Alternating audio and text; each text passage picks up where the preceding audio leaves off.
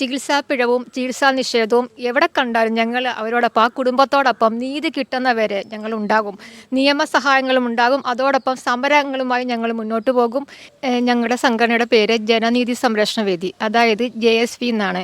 കേരളത്തിലെ ചികിത്സാ പിഴവിനും ചികിത്സാ നിഷേധത്തിനും എതിരെയുള്ള ഒരു സംഘടനയാണിത്. കാര്യം ഒട്ടേറെ ആൾക്കാർക്ക് രോഗികൾ ചികിത്സാ പിഴ മൂലം മരണപ്പെടുകയും അല്ലെങ്കിൽ അതിൻ്റെ ദുരിതം പേറി ജീവിക്കുകയും ചെയ്യുകയാണ്. അവർക്കൊരു നീതി കിട്ടുന്നില്ല. അപ്പം ഞങ്ങൾ അങ്ങനെ മരണപ്പെട്ട രോഗികളുടെ ബന്ധുക്കളും ചികിത്സാ പിഴവ് പറ്റി ദുരിതം പേറി ജീവിക്കുന്നവരും പൊതുപ്രവർത്തകരും മനുഷ്യാവകാശ പ്രവർത്തകരും ചേർന്ന് ഉണ്ടാക്കിയൊരു സംഘടനയാണിത്. നമ്മൾ പല കേസുകളും ചാനലിൽ കൂടി കാണുന്നുണ്ട്. പലരും നമ്മളെ വിളിക്കുന്നുണ്ട്. അപ്പം അവരുടെ വീടുകളിൽ പോയി അവരുടെ കാര്യങ്ങൾ ഞങ്ങൾ മനസ്സിലാക്കിയും അവർക്ക് വേണ്ട എല്ലാ നിയമസഹായങ്ങളും ഞങ്ങൾ ചെയ്യുകയും ചെയ്യും. നമുക്ക് അവർക്ക് അഡ്വൈസുകൾ കൊടുക്കാൻ പറ്റും, അവർക്ക് നിയമോപദേശം കൊടുക്കാൻ പറ്റും.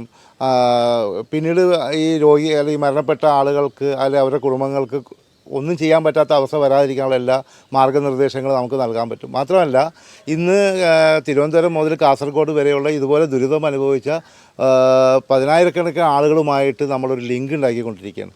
അപ്പോൾ എന്താണെന്ന് വെച്ച് കഴിഞ്ഞാൽ, ഇതിന് നമ്മുടെ സാധാരണക്കാർക്ക് നല്ലൊരു ഹോസ്പിറ്റലിൽ നല്ല ചികിത്സ ലഭിക്കണം.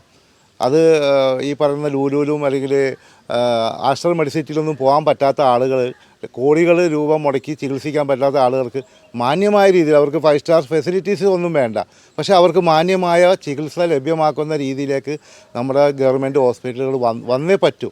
അതും കൂടി നമ്മുടെ ഉദ്ദേശ ലക്ഷ്യങ്ങളുണ്ട്. പിന്നെ ഈ പറയുന്ന സംഘടനയിൽ ഈ പറഞ്ഞ ഡോക്ടർമാർ സംഘടന ട്രേഡ് യൂണിയൻ അംഗങ്ങളാണ്. IMO പോലുള്ള മെമ്പർഷിപ്പ് എടുത്തുകൊണ്ട് അവർ എന്ത് തെറ്റ് ചെയ്താലും ഈ രോഗികൾക്ക് നീതി ലഭിക്കാത്തൊരു സന്ദർഭം, ഒരു നിയമനിർമ്മാണം ഉണ്ടാക്കിയേ കഴിയൂ എന്നുള്ള ഉറച്ച നിലപാടുമായിട്ടാണ് ഈ JSV മുമ്പോട്ട് പോകുന്നത്. ഞാൻ ഈ ഗ്രൂപ്പുമായിട്ട് ആദ്യം സഹകരിച്ചു പോകുന്നതെന്ന് പറഞ്ഞാൽ, ഞാൻ പനിയായിട്ടൊരു ചേർത്തല KVM ഹോസ്പിറ്റലിൽ പനിയായിട്ട് അവിടെ അഡ്മിറ്റായൊരു പേഷ്യൻ്റായിരുന്നു. എനിക്കൊരു മാനസിക രോഗത്തിൻ്റെ മരുന്നെന്ന് എന്നെ തളർത്തിക്കളഞ്ഞു.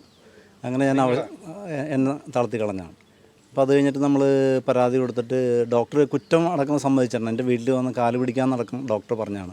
ഇപ്പോൾ നിലവിൽ നമ്മൾ ആരോഗ്യമന്ത്രിക്ക് ഒരു പരാതി കൊടുത്തിട്ട് അന്വേഷണമായിട്ട് ബന്ധപ്പെട്ട് ഏകദേശം 2 വർഷം കഴിഞ്ഞ് ഞാനിപ്പോൾ കഴിഞ്ഞ മാസം അവിടെ ആരോഗ്യമന്ത്രിയുടെ ഓഫീസിൽ അവർ വിളിച്ചിട്ട് മെൻ്റൽ ഹെൽത്തിൽ പോയിട്ടുണ്ടായിരുന്നു. അവർ ഈ ഡോക്ടറിൻ്റെ റെക്കോർഡ്, സംഭാഷണ റെക്കോർഡെല്ലാം ഞാൻ പകർത്തിയാണ് കൊണ്ടുപോയത്. അതടക്കം അവർ വാങ്ങിക്കാൻ തയ്യാറല്ല. അതായത് ഒരു റിപ്പോർട്ടെല്ലാം ഇതിൻ്റെ അകത്തുള്ളതാണ്, അവരുടെ രേഖകളെല്ലാം ഉള്ളതാണ്. ഇതൊന്നും അവർ വാങ്ങിക്കാൻ തയ്യാറല്ല. അതായത് നമ്മുടെ തെളിവൊന്നും വാങ്ങിക്കാൻ അവർ തയ്യാറല്ല. അങ്ങനെയാണ് അവർ ഡോക്ടർക്ക് അനുകൂല നിലപാടെടുക്കാനുള്ള പരിപാടിക്കാണ് ഇപ്പോഴും നിൽക്കുന്നത്. അത് സമ്പത്തുള്ളവനെ കൂട്ടു നിൽക്കുക എന്നുള്ള ഉദ്ദേശം മാത്രമേ ഇവർക്കുള്ളൂ. അങ്ങനെയാണ് ഇപ്പോൾ ഈ ആരോഗ്യവകുപ്പ് പോയിക്കൊണ്ടിരിക്കുന്നത്. ഇവിടെ കോട്ടയം മെഡിക്കൽ കോളേജിൽ ഒരു ലിൻസ മോൾ മരിച്ചിരുന്നു. അപ്പോൾ അവരുടെ കുടുംബം നമ്മളെ വിളിച്ചിരുന്നു. അപ്പോൾ അവർക്ക് വേണ്ട എല്ലാ നിയമസഹായങ്ങളും നമ്മൾ ചെയ്തിരുന്നു. അപ്പോൾ അവരുടെ കേസ് ഇപ്പം കുറ്റപത്രം, ചികിത്സാ നിഷേധമാണ് ഹോസ്പിറ്റലിൻ്റെ ഭാഗത്തു നിന്നുണ്ടായത്. അവരുടെ കുറ്റപത്രം കൊടുത്തു കഴിഞ്ഞു. അതുപോലെ ഇടപെട്ടിരുന്നു. അതുപോലെ തന്നെ നമ്മുടെ സംഘടനയുടെ ഒരു സംസ്ഥാന ഭാരവാഹി മെറീന വർഗീസിൻ്റെ മകൻ മരിച്ചിരുന്നു. അന്ന് അവരുടെ മകൻ്റെ ബോഡി പോസ്റ്റ്മോർട്ടം ചെയ്തില്ലായിരുന്നു. 1.5 വർഷം ഞങ്ങൾ നമ്മുടെ ശക്തമായ പോരാട്ടം നടത്തിയിട്ട് അതിൻ്റെ ബോഡി പോസ്റ്റ്മോർട്ടം ചെയ്യുകയും ചെയ്തു. റിപ്പോർട്ടായിട്ടില്ല.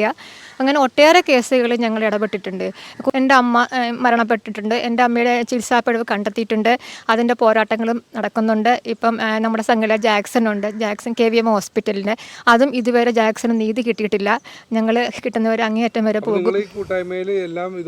അതെ, ചികിത്സാപ്പിഴവ് പറ്റി അല്ലാത്തവരും പൊതുപ്രവർത്തകരും എല്ലാവരും ഉണ്ട്. രാഷ്ട്രീയ മേഖലയിലെ ഉന്നതരും ഉണ്ട്. പക്ഷേ ഈ സംഘടനയിൽ ജാതിയില്ല, മതമില്ല, രാഷ്ട്രീയമില്ല. എല്ലാവരും ഒറ്റക്കെട്ടായി മുന്നോട്ട് പോവുകയാണ്.